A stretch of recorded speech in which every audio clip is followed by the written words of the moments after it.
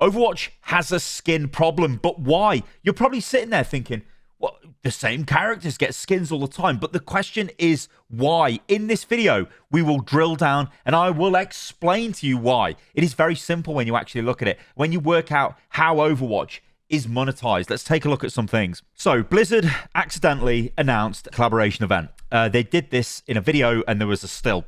Now, obviously, this is a mess up on Blizzard's part and they will be getting reprimanded for this because the monetization of Overwatch is collaborative events. It isn't the skins that they just design and sell. It isn't the battle passes. It isn't the mythic skins. It is the collaborative event skins. They will sell massively more than all of the other skins, and you don't even need data for this because you can look at the way they distribute their skins. They almost certainly always go to what are known as high attach rate heroes that the suits, the money men, the money people, whoever the hell they are, know they can guarantee a certain number of sales. And what this ends up doing is fueling the same characters constantly getting skins, because as a collaborative partner walks through the door and says, hey, I want to do a collaborative event with Overwatch, I want some skins in your game based on characters in my game, but I want to sell X amount of skins. Can you guarantee that?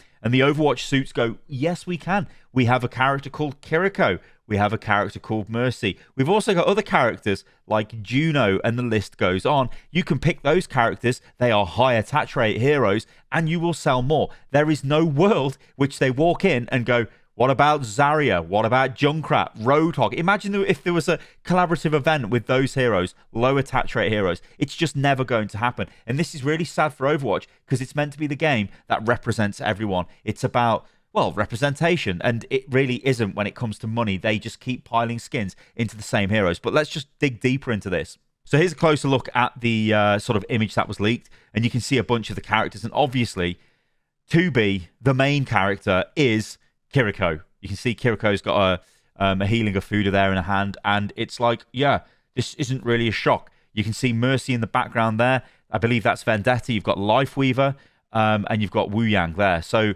it's, again, front and center, the heavy hitters, because they want to sell the skins, and they need to sell the skins because based on whatever agreement they've got with the third party, you know, again, these agreements, let's be under no illusion here, there'll be a lot of back and forth. There'll be a cost of, there's probably, well, this is how I would imagine it's structured. Now, I don't have any data on this specifically, but you've got to kind of think of this logically. So there'll be some sort of an arrangement where there's probably split revenue based on the sales, right? So I don't know whether it'd be 50-50, who knows what it would be, but every skin sale, half goes to the third party, other half goes to Blizzard.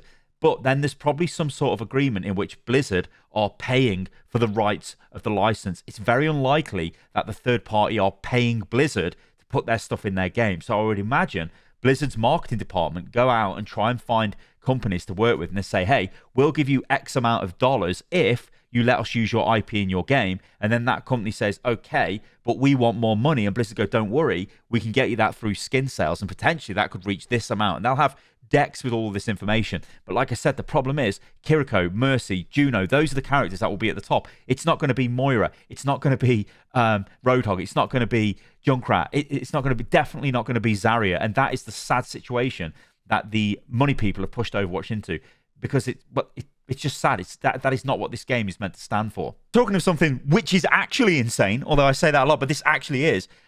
So this user on Twitter has put together all of the announcements from the Overwatch Cavalry account of when there's a new Kiriko bundle. Now, remember what I'm saying here, right? The shop bundles are going to make the money. The cross-collaborative event bundles are going to make the top dollar. This is why they are often the best skins. Like, look at the recent Hello Kitty collaboration.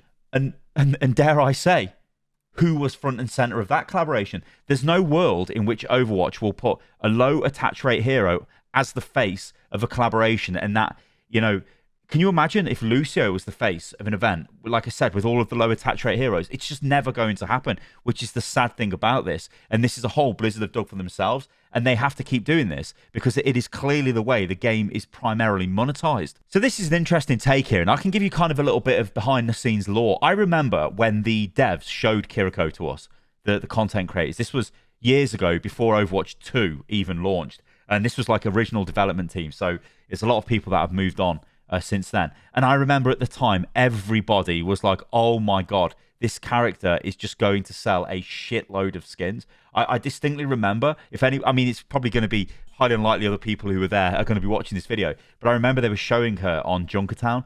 I mean, I was amazed with the teleport, right? And the Suzu, I was like, they are broken. I remember I was in the chat, I was like, what? That is broken. Everyone else, though, is like, oh my God, the skins. This character is a skin vehicle. So I think a lot of the design was in place to begin with. And obviously, remember, the original season of Overwatch 2 was Kiriko was everywhere. She was on the menu screen and everything. But this user says, like, because Kiriko was made to sell skins to people and a lot of players have picked up on that, she didn't become popular before starting to get all her skins like Mercy and Ryan. It also has got to be said, Reinhardt is another one of the characters that gets a lot of skins. She's been shoehorned into so many things that feel more like product than any other character.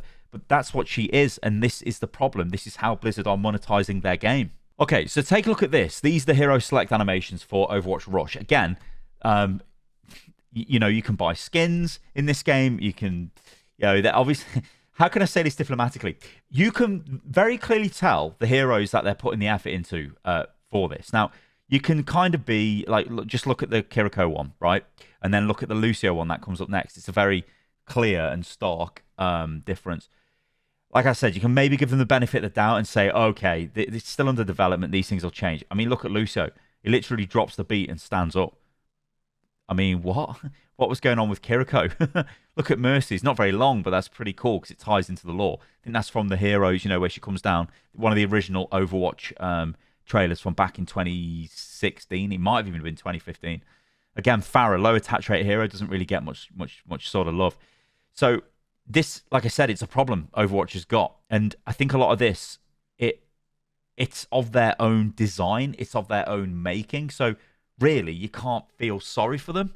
But I mean, it is bad.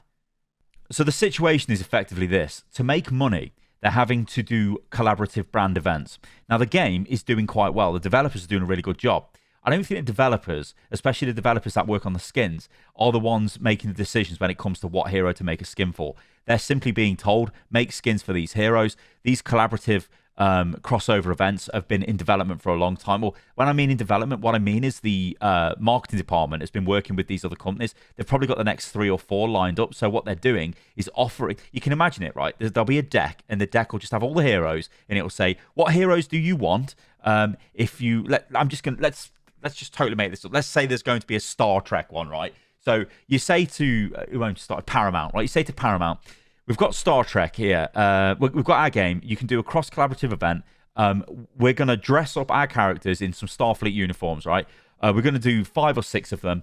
If you do any more than that, it might look a bit silly. We're going to do that many. What heroes do you want? And you just say, I don't give a shit about the game. I don't care. I just want the most money possible. I want you to pay me X amount of dollars to begin with to use my license, and then I want a percentage of all the sales. And you say, okay, right, so I think it's a good idea if you put your stuff on these heroes. Now, what I believe they do, because this isn't like they completely never use Zarya or never use Moira or all the other low attach rate heroes, Pharah, etc. in these events. They do. I think what they do is every now and again they convince one of these partners to like add one in. So it'll be, yeah, go with Kiriko, Mercy, Juno, and then we'll just attach like, I don't know, let's put a Roadhog in. What about a Junkrat? Let's just throw a Junkrat in the end here of this collab. That'll be cool, right? Probably won't make much money, but it doesn't matter because those other ones will make all of the money and we'll all be fine and we'll all be happy. That's the issue with this. Overwatch, the game is doing incredibly well. It is the best it has ever been. And I will say that wholeheartedly. The game right now is Overwatch as if it just carried on development without the whole Overwatch 2 load of shit and the PvE, right? Which is arguably what it should have been. We're not going to talk about PvE in this video. But like the problem now is as time goes on, this is going to get more and more difficult. Now, I'm pretty sure because of the increased player base they've got and the game is doing incredibly well. I mean, it sustains over 100,000 players pretty much all the time on Steam now, which is really good. And again, Steam isn't the main platform for PC. Battle.net is by far. And it's obviously doing really well on consoles. As time goes on, they're getting a bit bigger, so they can attract different and maybe better collaborative partners instead of the ones that every other game has had collaborations with. So as that goes on, we're just going to see more of this, really, because there's going to be more dollars involved. They can't take on more risk. So again, they're going to default back to these heroes. And that's just the problem with Overwatch. And you can, again, go back and say, what are the reasons for this? Is it the fact because Overwatch is a hero shooter and you pick a hero and you play that hero and you pick the hero because you like the way the hero looks, you like the way the hero plays, and then the hero's got a certain role that maybe you pick all three of them together and think, great, I'm going to pick that hero. Like for me with support, it'd be like, oh, I like Anna, so I'm going to pick Anna and play her. But then if a skin comes out for Anna, I'm more inclined to buy it. The thing is, are there more Anna players than there are Juno or Kiriko? Now, this is a complex debate because Anna is one of the most played support heroes, but she doesn't get tons of cross-collaborative skins, does she? Whereas Juno, Kiriko, Mercy, they do. So there's obviously a disconnect between the size of the players and the amount of money they're willing to spend. All this data they'll have, but the fact of the matter, what I'm trying to make here in my argument is they're always going to give these heroes the skins because they are the ones that make the money. And it isn't just a simple case of, oh, everyone knows Kiriko makes money, so let's just get another Kiriko skin.